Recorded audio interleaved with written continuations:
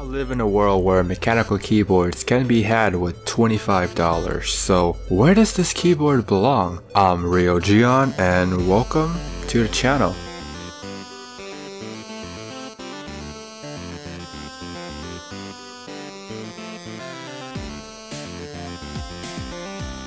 My initial impressions, I thought this was a mechanical keyboard. It looks like it could be a mechanical keyboard. When I first touched the keys, I thought, hey, this might be one of those mecha membrane keyboards. It's when I pull out the caps that is when I realized this is a membrane keyboard, which does surprise me. The top part is made of the metal similar to something like my K70, which is nice. This keyboard looks like it's gonna last a long time due to its design. Then there are the gaming bits sprinkled around the keyboard, like the edges on both sides, the logos on the top, which is refreshing because they usually put the logo on the top of the arrow keys. Then again, I believe most people would prefer to have no logos at all. At a glance, I thought those lights on the right corner were switches, so I tried to spin them, I tried to press them, which makes me realize that they're just there for lights. The font is the typical ABS double shot font where there's breaks within the letters, and the keyboard does look pretty busy with those G keys on top of the F keys, those little icons on the number row. This keyboard sports that floating key design, which is nice because it makes the keyboard easier to clean, and I personally dig the design. Like I said before, this keyboard uses membrane switches. Is it even called a switch? Which typically don't last as long as mechanical switches, and since this is marketed as a gaming keyboard, I would think they would use something like MX red switches, but then again, it would probably cost more to make because this is technically RGB. When I say membrane switches don't last as long as mechanical switches, this is a fact, but most people who own mechanical keyboards don't tend to own just one. I'm gonna go on a limb and say that most of my awesome viewers are either keyboard enthusiasts, gamers, tech lovers, somewhat into keyboards, somewhere in between.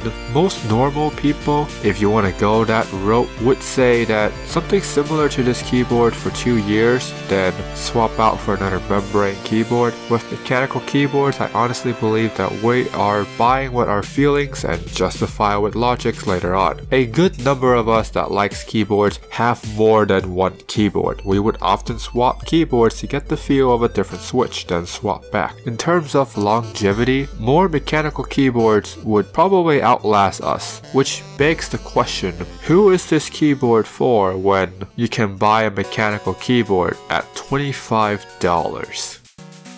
The flip-up feet does have rubber on them, so the keyboard will be planted at both angles, and the keyboard does have rubber pads to keep the keyboard still when you don't use the feet. Besides this, the back is pretty typical, nothing fancy here, no fancy design. The cable is also rubber and the USB tip is gold, so you got that going for you, which is nice. There is a software, which is a surprise because I thought this keyboard is plug and play, and it's not what I would have expected. On the one hand, it's good that they have a software because you can set macros easier. On the other hand, the lighting effect is really bare bones, and I would think that there would be individual per key lighting, but sadly it's not here. Instead, you can control 4 lighting effects if you count off as an effect.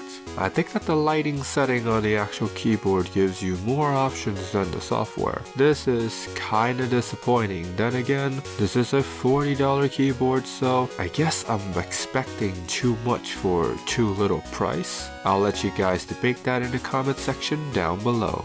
I have to say, this feels pretty good for a membrane keyboard. I don't expect it to be top notch, which it's not, but this isn't sloppy either, like other mechanical keyboards. Did I say other mechanical keyboards? I mean other membrane keyboards. This feels crisp, which is nice. This is something that I can see myself typing on short bursts. Like most of my keyboard reviews, I tend to type the script using the same keyboard that I'm doing the review on. Usually after that I would move on and get back to my K70. But I find that I would be using this keyboard from time to time because I guess it's a different experience from my K70. Then I quickly moved back to the K70 because it feels better. On the scale of stay the hell away from this keyboard to love at first type, I say this is the occasional type and run.